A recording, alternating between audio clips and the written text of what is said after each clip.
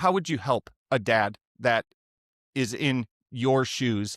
The days, the weeks after Levi was born and came into the world. Like, what are you telling him? What are you doing to support him? Nice. Great question. Um, I've been asked this a few times, and I don't have a quick answer. Hmm. And if my gut reaction to that question is, I wish I could tell you the same thing. When you came back to Minnesota feeling like a failure, you were already a father of two. No, when I came back That to was the Minnesota, first that was time you right felt like after a failure. college. Yep. Yeah. Okay. The So the second second time time, you moved back to Minnesota, you were I was all feeling for really it. good. I was Yeah. I was all in. Yeah. Okay. That's awesome. Hmm. I love that. That's what I thought you were gonna say. Yep. That feels good. What I would tell a dad is, man, there's just so much to say, and I've been in this position in real life too. Hmm. Um, I've invited. There's been 3 dads, and their families that have come over to our house to meet with myself, Kara, and Levi. And the truth is, you don't say much.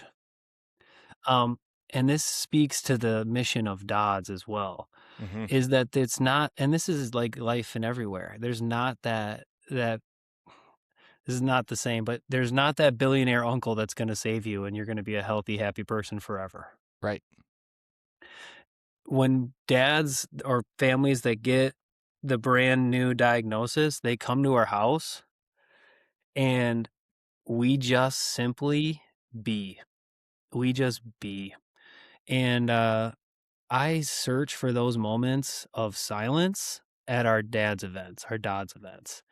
Mm. I push for that almost awkward moment where we just be present with each other. And in those present moments, I feel like we can actually begin to have a conversation about what we're going through. Yeah. Um, And, that's part of the magic of Dodds that I didn't plan on is when you get 20 people that aren't even really, don't even have that much in common except for one thing, and that's they all have a kid with Down syndrome. Otherwise, they're strangers. Hmm. There is awkward moments there, Yeah. right? There is a little bit of vulnerability checks right there that people are like, why am I here? This is weird. But dads keep coming back and dads share and dads Hmm. begin to care and they begin to become passionate and they begin to become compassionate. And so to kind of bring this full circle, because this is not a very clear answer, um, I show compassion to Hmm. dads. Um, and I try to say it with my body and my energy that I think you're gonna be okay. Hmm. Man, that I went ahead and jotted that down. Just simply, you don't say much.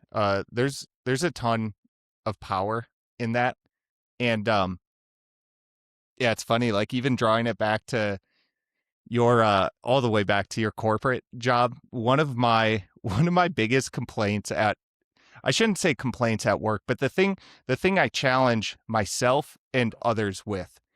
I will ask this question and I pose it to individuals who I think really highly of, that I want to see succeed. Question whether you're listening or just waiting for your turn to talk. I love that. Because, yeah, there's a huge difference. And in corporate America, there is a tendency strongly towards the latter.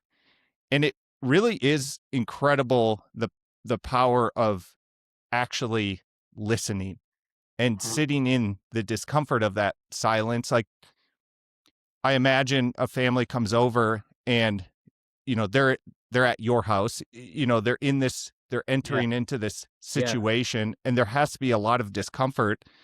And yeah, sometimes silence is the perfect thing to kill it, or yeah. break it, I should say. So man, there's a ton of power in that. And I actually really love that. So how does, actually, first I want to back up to the beginning of Dads of Down syndrome. Yeah. Again, I'm guessing weeks and months after Levi is born. What are you and your wife and family searching out in terms of support, like answering all those questions that you had? And what did you notice that made you go like, I got to get together with dads? You're an awesome host, man. Phenomenal question. Thank you. Um,